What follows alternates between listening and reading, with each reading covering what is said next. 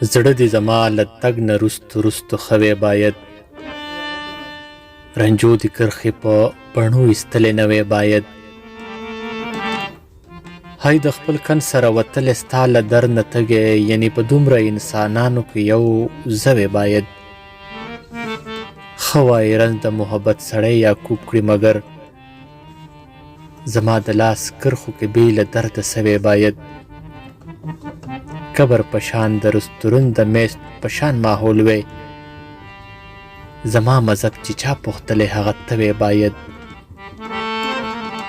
هی د خپل کن سره وتلی ستا له در نه تږی یعنې په دومره انسانانو کې یو زه وی باید زړه دې زما د تګ نه رستو رستو ښوی باید